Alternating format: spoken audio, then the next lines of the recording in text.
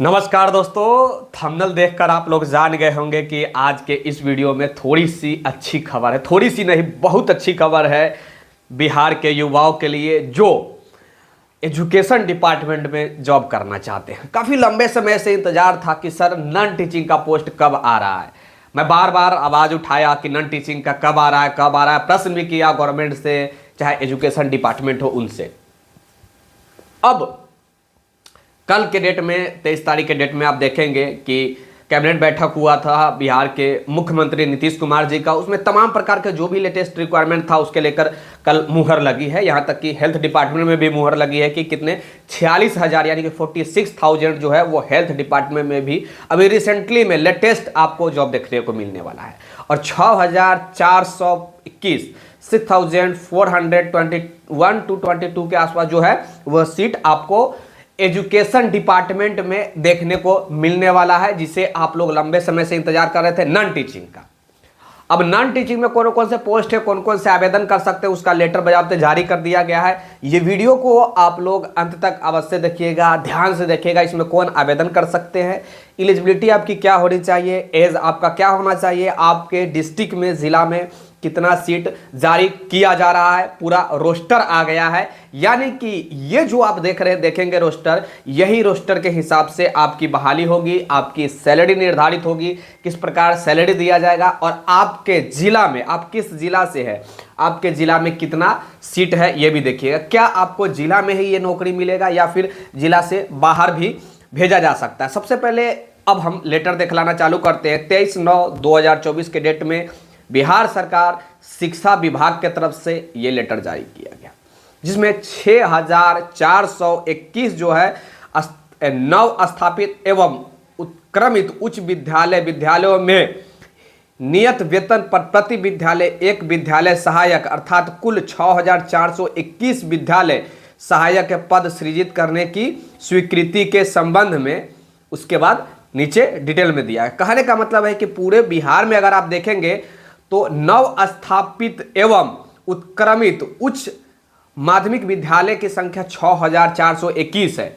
तो प्रत्येक विद्यालय में एक विद्यालय सहायकों की नियुक्ति होना है, उसका जो है मुहर लगा है। फिर से सुनिएगा, नव स्थापित यानी कि जो नए विद्यालय उत्क्रमित मध्य विद्यालय बना है वो, या फिर जो पहले से उत्क्रमित मध्य विद्यालय थे वो, टोटल मिलाकर 6,421 to 22 के आसपास पूरे बिहार में ही उत्क्रमित मध्य विद्यालय है। तो इन विद्यालयों में जो है वो अब जो है विद्यालय सहायकों की रिक्वायरमेंट होने वाली है। अब अपना जिला भी देख लीजिएगा, उसके बाद हम बात करेंगे कि एलिजिबिलिटी क्या होनी चाहिए, क्या कुछ होगा। अपना जिला आप लोग ध्यान से सुनिएगा। हम पटना के बात करें तो 210 है, उसके बाद नालंदा के 149, भोजपुर के 147, बक्सर के 88, रोहतास के 166, कैमूर के 121, गया के 258, जहानाबाद के 59, उसके बाद अरवल के 33, नवादा के 142, औरंगाबाद के 142, अरवल के 140, मुजफ्फरपुर के 305, उसके बाद देखा जाए सीतामढ़ी के 184, शिवहर के 44, वैशाली के 232, पश्चिमी चंपारण में 341। ओके, तो इस प्रकार दिया गया है, आप देखेंगे। उसके बाद और भी है, सारण के देखेंगे 240, सिवान में 226, गोपालगंज में 185, दरभंगा में 268, उसके बाद मधुबनी में 296। अब आगे बढ़ते हैं भाई, मधुबनी के बाद ओके समस्तीपुर में 318, सहरसा में 121, सुपौल में 144, मधेपुरा में 131, पूर्णिया में 208, अररिया में 186, किशनगंज में 117, कटिहार में 202, भागलपुर में 174, बांका में 130, मुंगेर में 65। उसके बाद तमाम प्रकार के हैं। टोटल देखा जाए तो 6,421 सीट है। ये रोस्टर अभी आ गया है कि आपके ज़िला में कितना सीट है और उस सीट पे आप बहाल होंगे या फिर आपके दूसरे डिस्ट्रिक्ट वाले भी स्टूडेंट जा सकते हैं, या फिर बहुत ऐसा भी जॉब आता है शिक्षा विभाग में जिस पर केवल उसी जिला के व्यक्ति का अधिकार होता है, दूसरे जिला के व्यक्ति नहीं जा सकते हैं। तो केवल बात सीधा कहे तो केवल बिहारी का इस पर हक होता है, मतलब अदर स्टेट वाले नहीं जा सकते। उसमें भी एग्जाम्पल के तौर पर अगर आप छपरा से हैं तो छपरा के ही कैंडिडेट आवेदन कर सकते हैं। कुछ ऐसा जॉब है, क्या वाकई में इसमें भी यही रूल लागू होता है, ये थोड़ा ध्यान से सुनिएगा। गोपालगंज में 165 है, 85 है। उसके बाद आप देखेंगे बेगूसराय में 177 है, 177 127 बेगूसराय में है। आप लोग अपना अपना रोक करके देख लीजिएगा अपने अपने डिस्ट्रिक्ट का। अब एक सबसे बड़ा प्रश्न है कि सर ये जो विज्ञप्ति जो आया है इसमें कौन कौन आवेदन कर सकते हैं, क्या कुछ एलिजिबिलिटी होगा, क्या कुछ करना होगा। तो देखिए, चाहे बात करें पटना से लेकर के, और आपको सबसे लास्ट एंड में अगर आप देखेंगे तो आपका जिला है, अभी हमने बताया था, मैं भूल रहा हूं, सबसे एंड में है बेगूसराय, यानी कि पटना से स्टार्ट किया गया है, बेगूसराय तक जिला है। अब हर जिला में लगभग 100 प्लस सीट है। कुछ ऐसे जिला हैं जहां पे 100 से कम सीटें हैं, कुछ समथिंग मतलब कुछ सीटें हैं, आप लोग देख लीजिएगा। तो मान के चलिए कि सीटों की संख्या अच्छी खासी है, 100 प्लस हर जिला में सीट है। अब आप फिर से अभी जैसा कि हमने बताया कि आपके जो जिला के हैं तो वहीं के आवेदन करेंगे या फिर अदर जिला वाले भी आवेदन करेंगे, इसका जो है अभी विभाग क्लियर नहीं किया है। लेकिन हाँ, ये क्लियर हो गया है कि आपके पास 12th की डिग्री होना अनिवार्य है।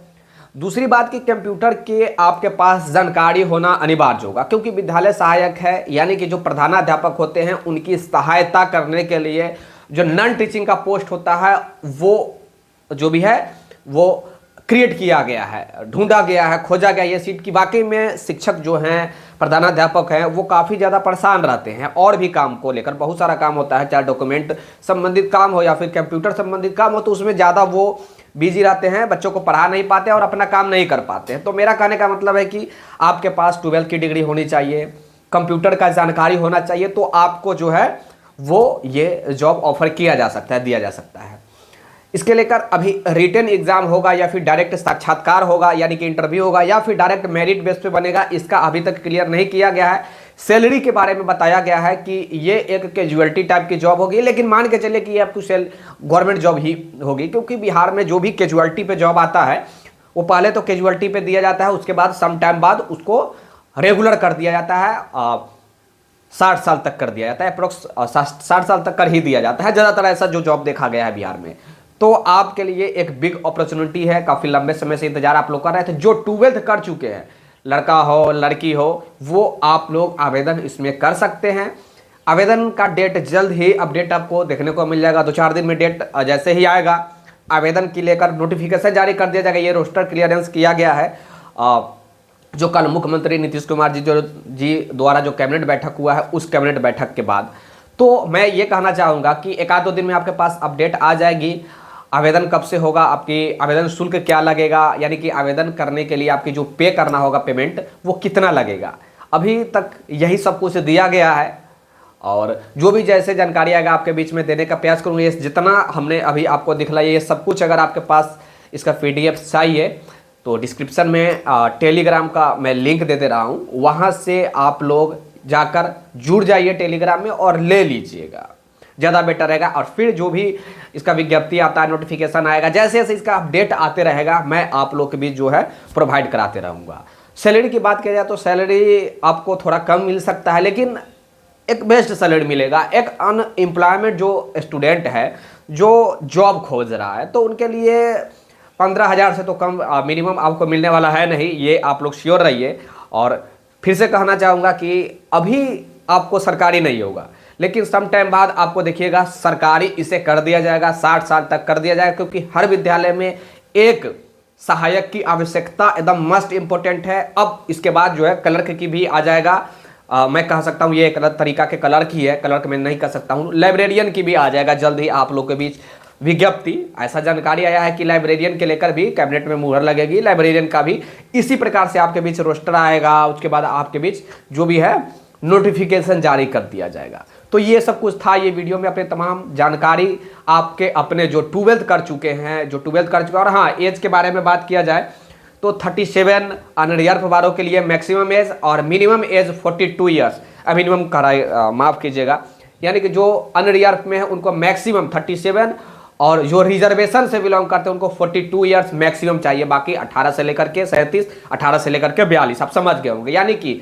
आप अगर रिजर्वेशन से बिलोंग कर रहे हैं तो आपको 18 से 37 होना 42 होना चाहिए। नॉन यानी कि रिजर्वेशन से है, यानी कि UR अनरिजर्व अनारक्षित वर्ग से है तो 18 से लेकर के 37 वर्ष आपकी होना अनिवार्य है।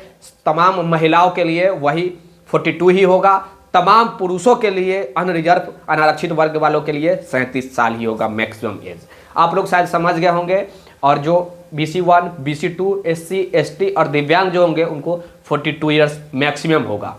और जिस प्रकार आप लोग का जो भी है एक्स्ट्रा रिलैक्सेशन दिया जाता है वो दिया जाएगा, जैसे कि SC, ST को लाइफ टाइम रहता है भैया, आप लोग जानते हैं। उसके बाद आप देखेंगे PH वालों को, कैंडिडेट को PH, SC, ST इन लोगों का लाइफ टाइम रहता है। तमाम जितनी भी महिला है उनका मैक्सिमम एज 42 ईयर्स रहेगा, यानी कि 18 साल से लेकर के 42 साल तक आप लोग आवेदन कर सकते हैं और आप लोग जो है वो नौकरी ले सकते हैं। इसके बावजूद भी किसी प्रकार की जानकारी चाहिए तो कमेंट जरूर कीजिएगा, आपको उसका जानकारी जल्दी दिया जाएगा। वीडियो को लाइक जरूर कर देना ताकि जो भी वीडियो फिर से इसका लेटेस्ट अपडेट आए तो मैं आपके बीच देने का प्रयास करूँ। शेयर कर दीजिए अपने दोस्तों के, सब्सक्राइब करके जरूर जाइएगा। धन्यवाद दोस्तों।